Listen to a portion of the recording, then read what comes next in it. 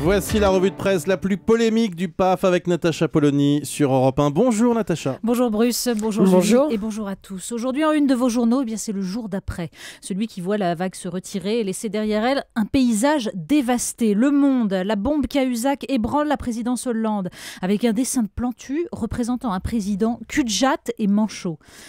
Libération, ce que savait Hollande, avec cette photo du président jovial, presque hilar, totalement hors sujet, tandis que la silhouette de son ministre du budget se découpe derrière lui. Enfin, le Parisien aujourd'hui en France, photo des deux têtes de l'exécutif, François Hollande et Jean-Marc Ayrault sur le perron de l'Élysée, et ce mot intenable qui suggère la seule solution pour une sortie de crise. Ça, ce sont les unes, les titres, et à l'intérieur des journaux, dans les éditos, qu'est-ce qui se dit sur cette affaire Cahuzac? Alors déjà, il faut avouer qu'il n'a pas de chance, François Hollande. Il aurait pu prendre du champ avec son déplacement au Maroc, et voilà qu'il pleut. Pire, je vous lis le début du papier du Parisien. Tout un symbole. Quoi de mieux que la visite d'une station d'épuration en banlieue de Casablanca pour noyer les eaux boueuses de l'affaire Cahuzac. Bon, ce matin, même la presse internationale se fait l'écho de cette affaire qui abîme l'image de la France. En une du soir de Bruxelles, Jérôme Cahuzac avec un long nez de Pinocchio. La Tribune de Genève, Hollande semble dépassé par la crise Cahuzac, et le titre de l'éditorial d'Olivier Beau est explicite: le fusible héros doit sauter. Mais évidemment, vous l'avez cité dans les titres, le Guardian balaie notre petit pays insignifiant et ses micro-scandales.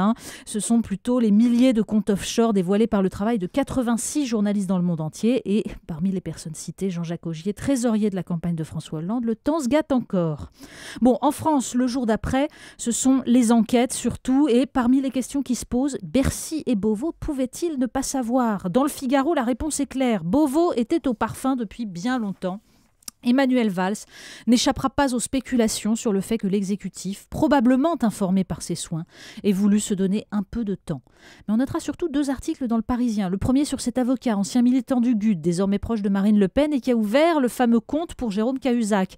Comme quoi on peut se pincer le nez en public en évoquant l'extrême droite, mais la trouver très fréquentable quand elle rend des menus services. Et puis, cette petite interview d'Hervé Morin.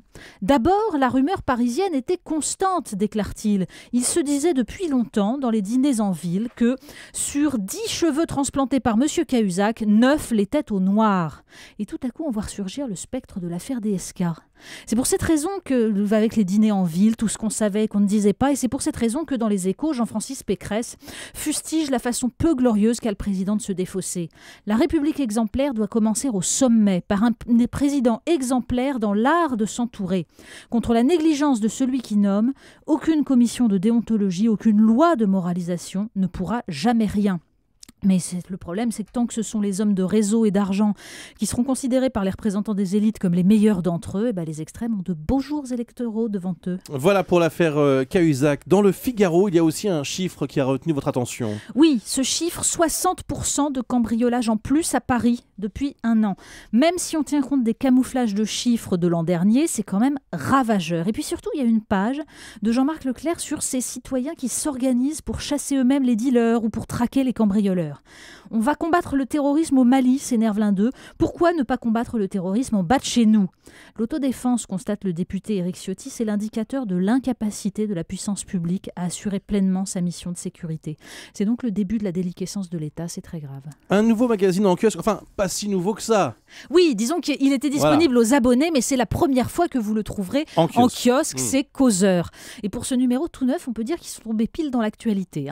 Bon, il y a des rubriques amusantes comme ce vient le dire ici, citer un homme qui invite les adversaires idéologiques à critiquer le journal dans ses propres pages. Mais surtout, le dossier de une, c'est le nouveau désordre moral avec cette photo d'un majeur bien tendu d'une petite fille, histoire de provoquer un peu. Et d'abord, cette question prémonitoire de Cyril Benassar. Que vaut la liberté de la presse quand on n'a plus celle de prendre le RER la nuit tombée? Et puis, cette interview du philosophe Marcel Gauchet. La mondialisation, nous dit-il, a brisé l'espace d'égalité devant la loi et chacun, pour ne pas être dans le camp des couillons, s'affranchit des règles morales tout en continuant à les estimer légitimes.